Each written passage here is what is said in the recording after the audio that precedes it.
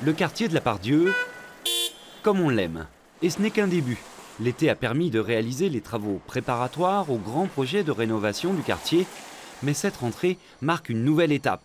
Les projets vont sortir de terre les uns après les autres.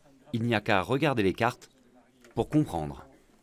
Vous voyez que le nombre de taches rouges sur ce plan s'additionne de plus en plus.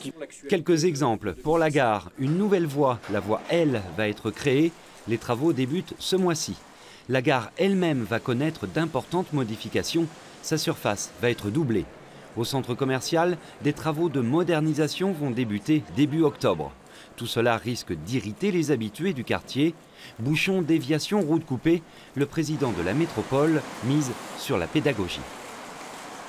C'est d'expliquer aussi l'enjeu au final, parce que je crois qu'il faut rappeler bien sûr que derrière tout ça, c'est pas simplement faire des travaux pour faire des travaux, mais faire des travaux pour améliorer le quotidien des habitants de la métropole, pour améliorer l'attractivité, accueillir plus d'emplois. Mais c'est vrai que pendant ce temps-là, il va falloir subir un certain nombre de contraintes. À charge à nous de bien les expliquer et d'être très réactifs pour les minimiser au maximum.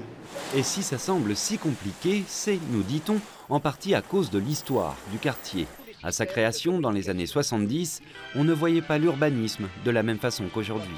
On a à faire face à un héritage qui est un peu particulier, qui est cet héritage d'urbanisme de dalles, où l'ensemble des fonctions étaient imbriquées, mais tout en étant aussi séparées. Et notre objectif, au travers de la mise en œuvre de ce projet sur la Part-Dieu, c'est justement de remettre tout ceci un petit peu à niveau.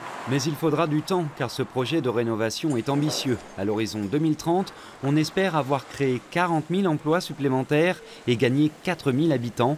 Il faudra du temps et de la patience.